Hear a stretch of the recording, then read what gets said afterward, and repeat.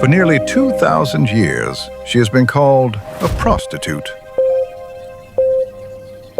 a fallen woman, a sinner so broken, so shamed, that her very name became shorthand for moral failure.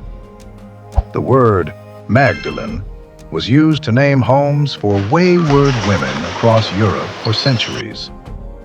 She was painted half naked, weeping at the feet of Jesus, her long red hair cascading across his feet. She was romanticized, sexualized, and scandalized. And none of it, not a single word of it, appears in the Bible. The woman the Bible almost erased. Here is what the Bible actually tells us about Mary Magdalene. She followed Jesus from the very beginning of his ministry in Galilee. She stood at the foot of the cross when every single one of his male disciples had fled in fear. She was the first human being to see the risen Christ, and she was specifically chosen by Jesus to carry the most important message in the history of the world. She wasn't a footnote. She wasn't a cautionary tale. She was, according to the early church, the apostle to the apostles. So how did we get from that to this? How was one of the most important figures in the entire New Testament reduced to a weeping sinner with a checkered past? And more importantly, who was she really? What was her life before Jesus? What happened to her that day by the Sea of Galilee? What did she see and hear and feel in those 3 years that changed her forever? And what does her story mean, not just for the Bible, but for you and me today? To answer these questions, we have to go back, all the way back. The town of Magdala sits on the western shore of the Sea of Galilee. In the 1st century, it was a prosperous fishing town, a center of commerce, of trade, of industry. The fish salting factories of Magdala were known throughout the Roman world. It was not a quiet backwater. It was a busy cosmopolitan working city, full of merchants, fishermen, Roman soldiers, and Jewish families trying to survive under an empire that viewed them as property. This is where Mary was born. This is where she grew up. We don't know her family. We don't know her trade. We don't know if she was rich or poor, married or widowed, young or old when she first encountered Jesus. What we do know is this, and the Bible states it plainly in the Gospel of Luke. Mary called Magdalene, from whom 7 demons had gone out. 7 demons. That single phrase has haunted her legacy for 2,000 years. Now, the word demon in the ancient world didn't carry the same cultural baggage it carries today. When the gospel writers described demonic affliction, they were describing something deeply real and deeply devastating. Some biblical scholars believe that demonic possession in the Gospels often coincided with what we would now recognize as serious physical and mental illness, conditions that in the ancient world had no treatment, no name, and no cure. We don't know what Mary suffered. We don't know how long she suffered, but we know it was 7 demons. 7 in biblical numerology is the number of completeness, which means that Mary Magdalene didn't just struggle. She was completely, utterly consumed.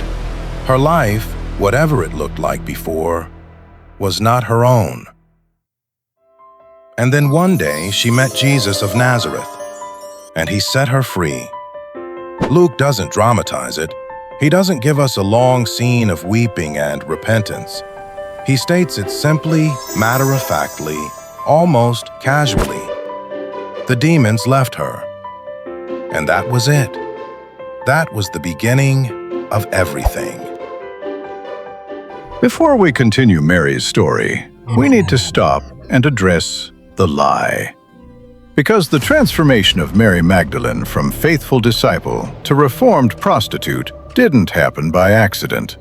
It happened in a single sermon. In the year 591 AD, more than 500 years after the events of the Gospels, Pope Gregory the Great stood before his congregation in Rome and delivered a homily. In it, he did something that would echo through history. He merged three completely different women from the New Testament into one. The first woman, Mary Magdalene, follower of Jesus, delivered from 7 demons.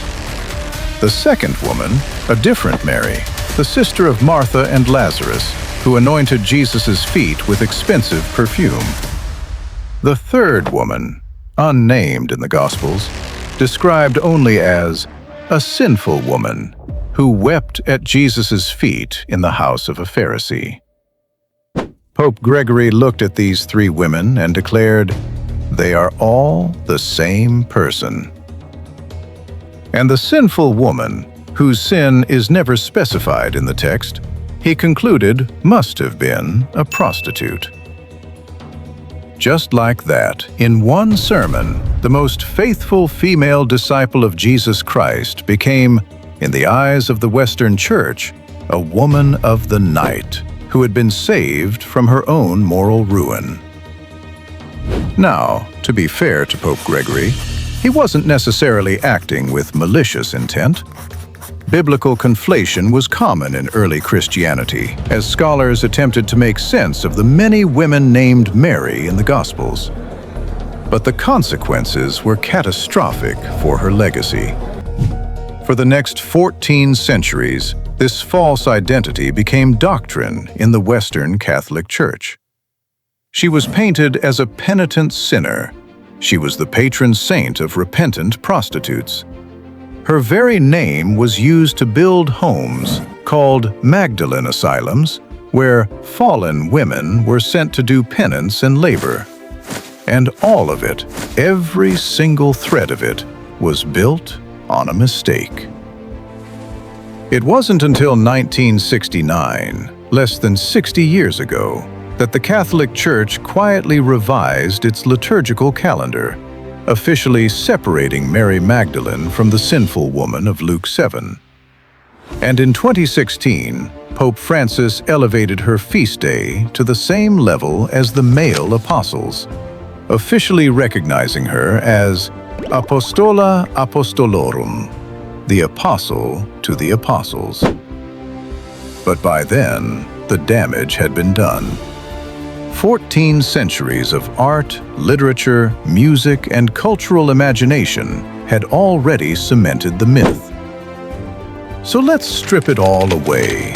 Let's go back to the text, just the text, and let's meet the real Mary Magdalene. The Gospel of Luke gives us a remarkable, almost shocking detail about Mary Magdalene that is often overlooked. After describing her healing, Luke tells us that she, along with several other women, traveled with Jesus and the 12 disciples throughout Galilee. These women were helping to support them out of their own means. She funded the ministry. Let that sink in for a moment. The mission of Jesus Christ, the greatest mission in human history, was financially supported, at least in part, by Mary Magdalene and other women who traveled with him. This was deeply countercultural. In first-century Jewish society, women were not educated alongside men. They did not travel publicly with male teachers. They were not considered valid witnesses in a court of law. And yet here is Jesus of Nazareth, the Son of God, actively including women in his inner circle, accepting their financial support, welcoming them into the community that would change the world. We can only imagine what those 3 years were like for Mary. She had gone from complete bondage, 7 demons consuming her entire being, to walking the roads of Galilee beside the man who had freed her with a word. She heard the Sermon on the Mount. She witnessed the feeding of the 5,000. She watched Jesus raise Lazarus from the dead. She saw him walk on water. She heard him speak of a kingdom that had no end. And she believed, completely, unreservedly, without hesitation. And then came the night everything fell apart. In the Garden of Gethsemane, soldiers came for Jesus. One of his disciples kissed him on the cheek to identify him. Another drew a sword. And then, one by one, they all fled into the darkness. Peter, who had promised to die for him, denied he even knew him 3 times before the rooster crowed. The 12 men who had walked beside Jesus for 3 years vanished into the night. But the women didn't run.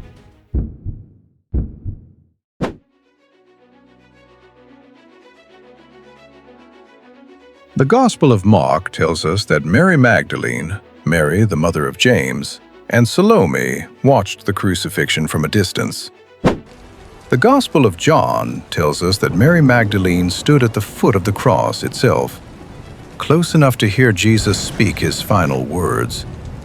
She didn't leave. She didn't hide. She didn't deny him. She watched him die. She watched the sky go dark at midday. She felt the earth shake beneath her feet. She heard him cry out in Aramaic to a God who seemed absent. And she stood there, and she watched until it was finished. When his body was taken down, she followed. She watched where they laid him. She noted the tomb, a new tomb cut from rock, sealed with a great stone. And when the Sabbath came and forced her to rest, she waited. She waited through the longest day in history.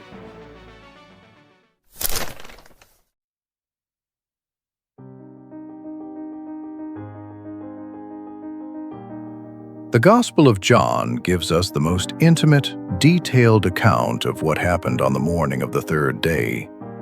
It is, arguably, the most important scene in the entire New Testament, and Mary Magdalene is at the center of it.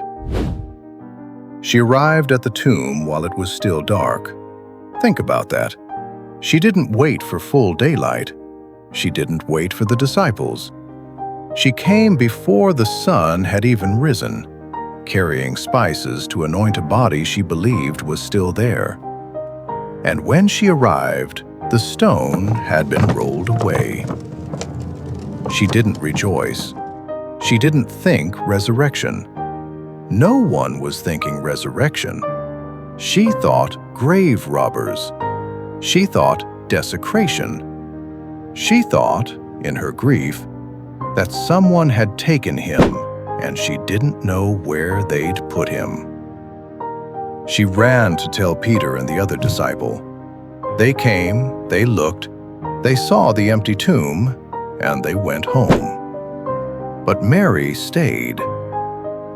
The Gospel of John says she stood outside the tomb weeping, and as she wept, she bent down to look inside, and she saw 2 angels in white seated where the body of Jesus had been. They asked her, "Woman, why are you crying?" She said, "They have taken my Lord away, and I don't know where they have put him." And then she turned around. A man was standing there. She didn't recognize him. She thought he was the gardener. He asked her the same question. "Woman, why are you crying? Who is it you are looking for?" And through her tears, she said, "Sir, if you have carried him away, tell me where you have put him, and I will get him." And then, one word, just one word. Mary. He said her name, and in an instant, she knew. "Rabboni!"